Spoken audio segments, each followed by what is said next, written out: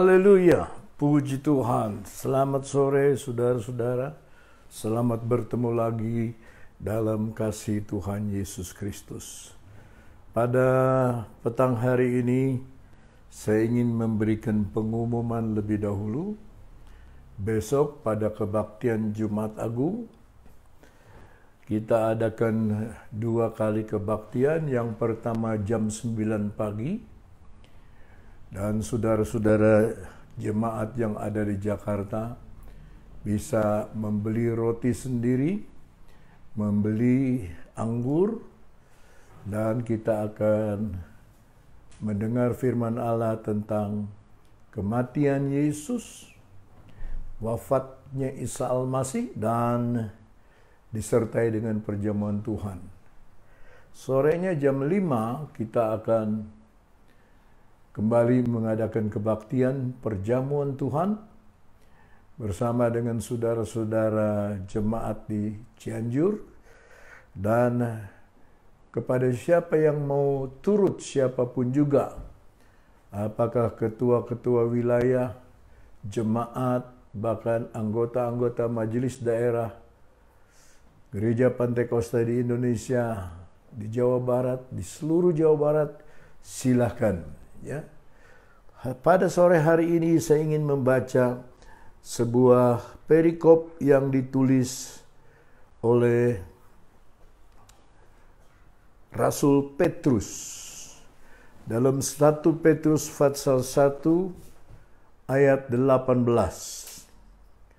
Sebab kamu tahu bahwa kamu telah ditebus dari cara hidupmu yang sia-sia, yang kamu warisi dari nenek moyangmu itu, bukan dengan barang yang fana, bukan pula dengan perak atau emas, melainkan dengan darah yang mahal, yaitu darah Kristus, yang sama seperti darah anak domba yang tak bernoda dan tak bercacat.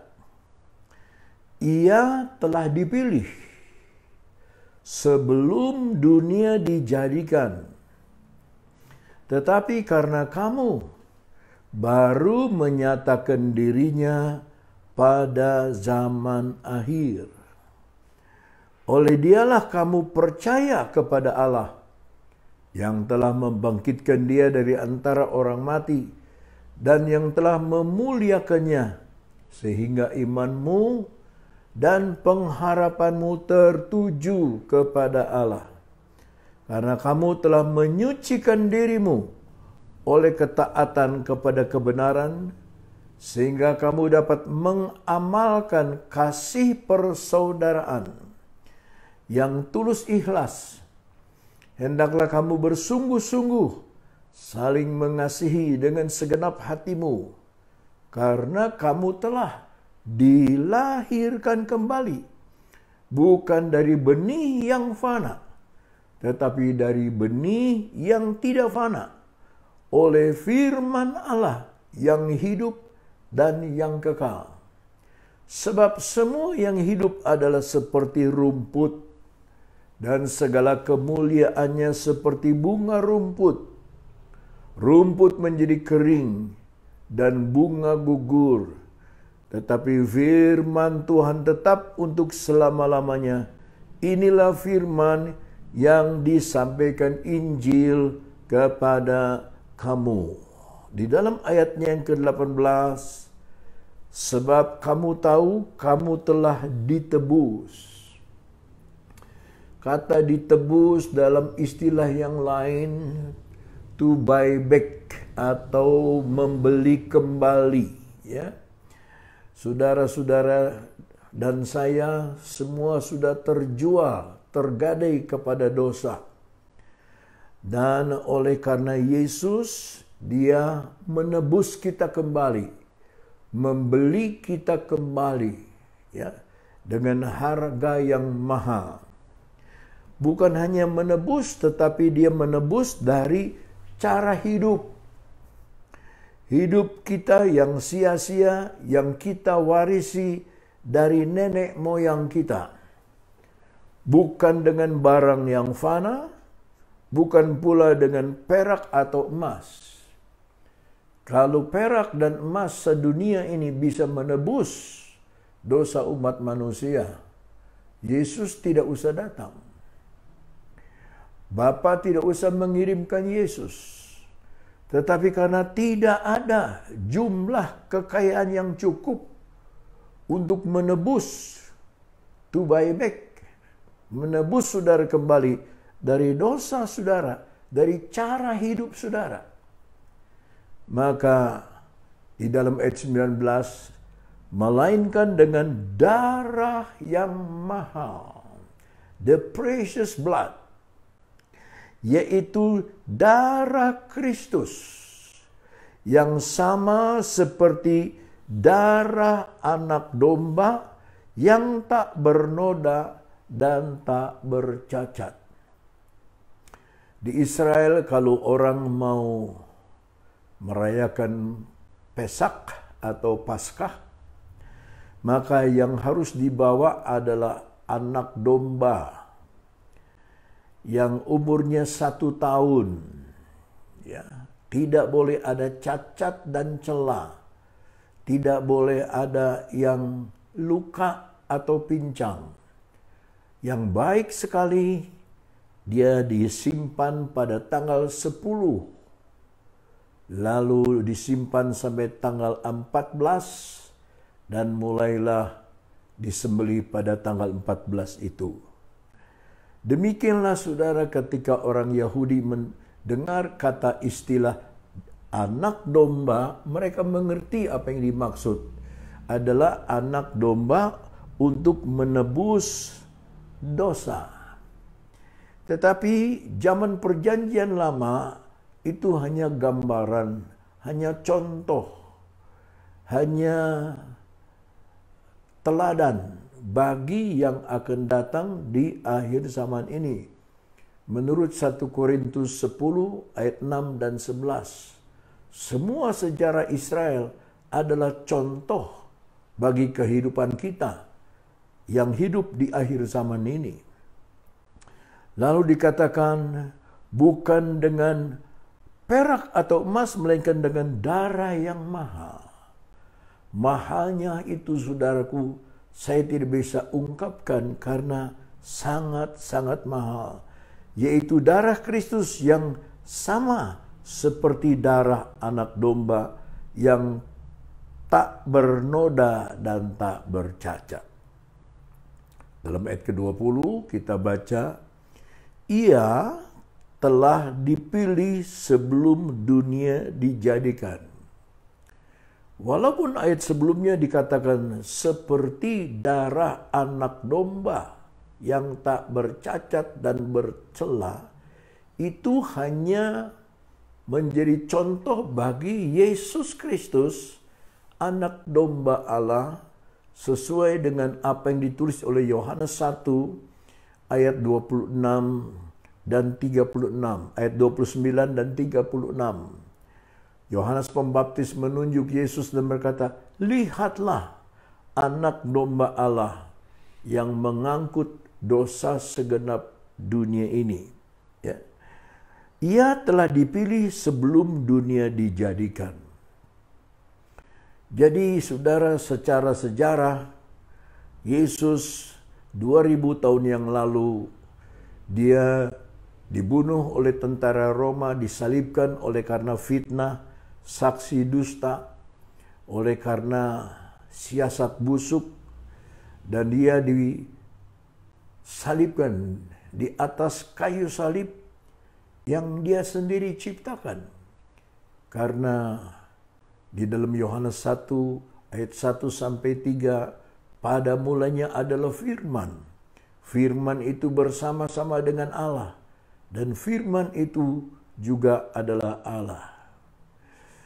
Dia bersama-sama dengan Allah. Dan tidak satu pun yang sudah dijadikan kalau tidak oleh karena firman itu. Jadi firman yang ditulis oleh Injil Yohanes adalah firman yang menciptakan, yang membentuk dunia ini. Tetapi Yesus sendiri sebagai anak domba Allah, sebelum bumi dijadikan, sebelum dunia ada, sebelum saudara dan saya ada, sebelum Adam dan Hawa, sudah dipilih sebelum dunia dijadikan. Jadi anak domba Allah Yesus Kristus itu sebelum ada bumi, sebelum ada sejarah, dia sudah dipilih oleh Tuhan. Ya, dia sudah dipilih oleh Bapa. Tetapi karena kita, karena kamu baru menyatakan dirinya pada zaman akhir. Kita sekarang ada pada zaman akhir dari akhir zaman. Jadi saya yakin, saya percaya keberadaan Kristus sebagai anak domba Allah yang mengangkut dosa segenap dunia ini, itu akan lebih banyak dimengerti di akhir zaman ini. Sebab di dalam ayat ke-21, dia dikatakan, oleh dialah kamu percaya kepada Allah. Jadi iman atau kepercayaan kita kepada Tuhan itu awalnya dari Dia, dari firman, dari pengandika Yesus Kristus. Dia adalah yang mula-mula, ya, yang membuat kita percaya kepada Allah, yang telah membangkitkan Dia dari antara orang mati dan yang telah memuliakannya, sehingga imanmu dan pengharapanmu tertuju kepada Allah, bukan kepada manusia, bukan kepada murid-murid Yesus, bukan kepada orang yang masih ada nafas di hidupnya, bukan yang karena ada darah dan daging. Tidak, tetapi kita percaya kepada Allah dan pengharapan kita hanya tertuju kepada Allah. Sama seperti pelari melihat garis finish. Dia tidak boleh melihat ke kiri dan ke kanan. Matanya harus kepada garis finish. Apalagi pelari cepat. Garis finish itu, saudara-saudara, lebih hari, lebih dekat kepada kita masing-masing. Ada yang sudah tiba dalam kehidupan dunia, sudah meninggal, ada yang masih panjang umur, sampai usia 90 tahun. Hari ini genap 90 tahun. Guru saya, Pendeta R.G. Bradland dari Amerika, dia berusia 90 tahun. Masih mengajar, masih berkhotbah, masih dihormati dan disayang. Tetapi saudara, dia bukan pengharapan kita. Pengharapan kita, pengharapanmu harus tertuju kepada Allah. Satu kali dalam kitab Wahyu, Yohanes melihat satu malaikat yang menerangkan yang mana gereja yang benar, yang mana jemaat yang palsu, dengan segala kemuliaannya. Lalu Yohanes murid Yesus ini, dia mau menyembah malaikat itu. Dan malaikat itu berkata, jangan menyembah aku. Aku sama dengan engkau, sesama pelayan. Sembahlah Allah. Sembahlah Tuhan.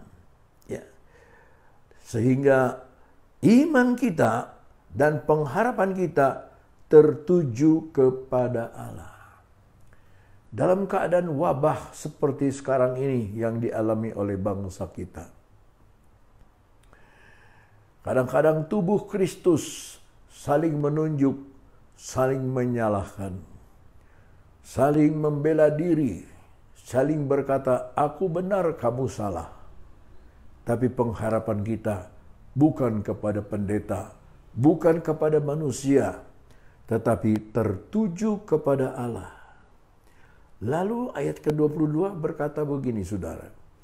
Karena kamu telah menyucikan dirimu.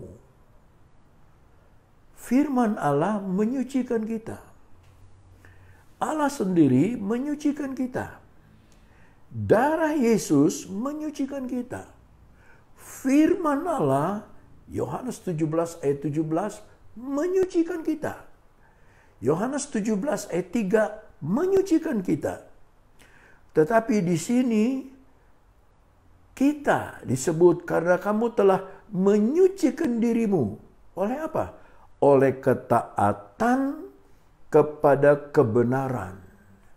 Jadi jikalau kita taat kepada kebenaran, ya, maka Yesus itu menjadi contoh ketaatan. Dia taat sampai mati di salib.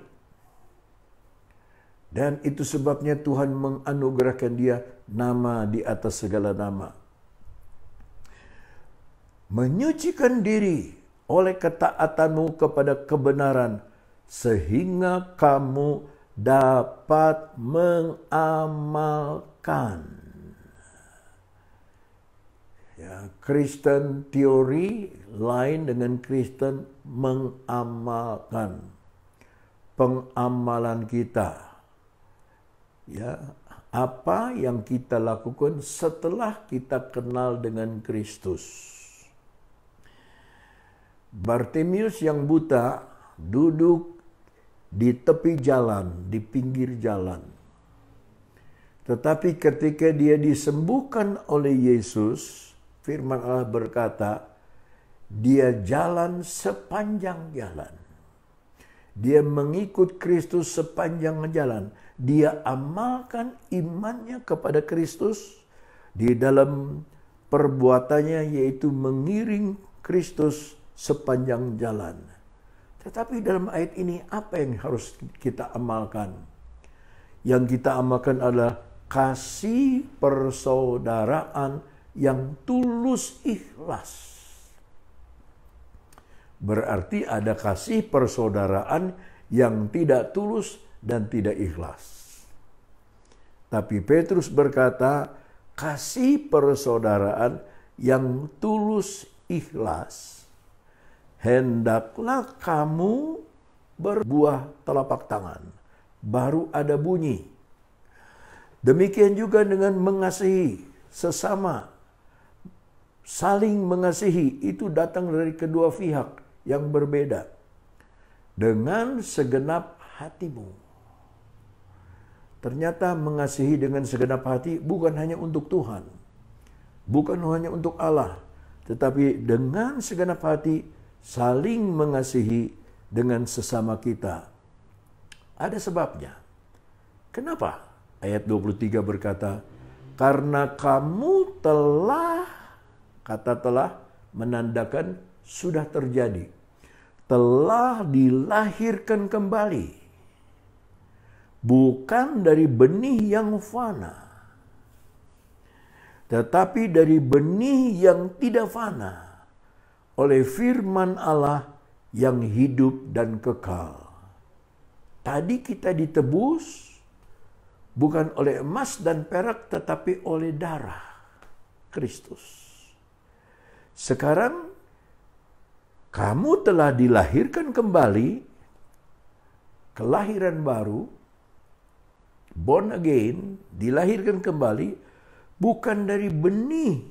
Sebab kelahiran itu dimulai dari satu benih.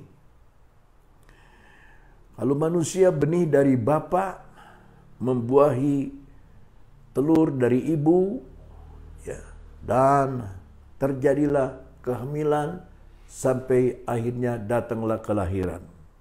Demikian juga dengan saudara dan saya. Saudara sudah dilahirkan ulang, dilahirkan kembali, dilahirkan lagi. Ya, seperti Tuhan bicara kepada Nikodemus dalam Yohanes pasal 3. Nikodemus datang, apa yang wajib aku perbuat untuk mendapatkan keselamatan? Engkau harus dilahirkan kembali di dalam air firman Allah dan roh. Ya. Sama dengan di sini, karena kamu telah, berarti sudah lewat, telah dilahirkan kembali, bukan dari benih yang fana, tetapi dari benih yang tidak fana, yaitu yang kekal. Apa benih yang kekal itu? Oleh firman Allah. Firman Allah yang hidup dan yang kekal. Ketika langit dan bumi lenyap, firman Allah tinggal tetap. Langit dan bumi digulung pada akhir zaman nanti. Firman Allah tinggal tetap. Apapun yang kita kerjakan tidak kekal. Akan ada akhirnya, akan ada lenyapnya. Tetapi firman Allah tinggal kekal. Yang hidup dan yang kekal. Berapa lama kekekalan itu? 100.000 tahun? Lebih dari itu. 1.000.000 tahun? Lebih dari itu. 1 miliar tahun? Lebih dari itu. 1 triliun tahun? Lebih dari itu. Sampai selama-lamanya saudara tidak akan mengalami kematian lagi. Saudara hidup karena saudara dilahirkan kembali oleh firman Allah. Ada sebabnya, saudara. Ayat 24 berkata, sebab semua yang hidup di dalam dunia ini adalah seperti rumput, dan segala kemuliaannya seperti bunga rumput. Rumput menjadi kering dan bunga gugur. Rumput menjadi kering dan bunga gugur. Itu keadaan dunia. Saudara bikin mobil, mobil akan kering, mobil akan gugur, mobil akan disebut mobil tua, akhirnya tidak terpakai lagi. Saudara beli rumah, rumah baru, tidak lama kemudian saudara harus cat ulang, saudara harus kapur ulang, ada yang bocor, tidak ada yang kekal. Ya. Tetapi ayat yang terakhir, ayat 25, firman Tuhan tetap untuk selama-lamanya. Nah, katanya Petrus, inilah firman yang disampaikan Injil. Injil itu kabar kesukaan. Kepada kamu, kepada saudara, kepada saya. Kalau perhatian kita hanya kepada coronavirus, kita akan takut. Kita akan bimbang. Berapa lama lagi ini? Tapi ingat firman Allah tadi, di dunia tidak ada yang kekal. Tidak ada yang terus tidak berubah. Tidak. Satu kali akan ada berhentinya. Matahari akan dihentikan. Bulan akan menjadi darah. Langit akan digulung seperti kertas. Tapi firman Allah, dia kekal dan tinggal sampai selama-lamanya. Itu sebabnya saudara-saudara, terimalah Yesus selagi saudara mampu, selagi saudara dapat memiliki iman, percaya kepada Dia. Masih ada tempat, walaupun banyak orang percaya, masih ada tempat bagi saudara dan saya di tempat di dekat salib Kristus itu. Sekian renungan firman Allah. Sampai ketemu besok pagi jam 9 dan jam 5 sore. Izinkan saya mendoakan saudara sekalian.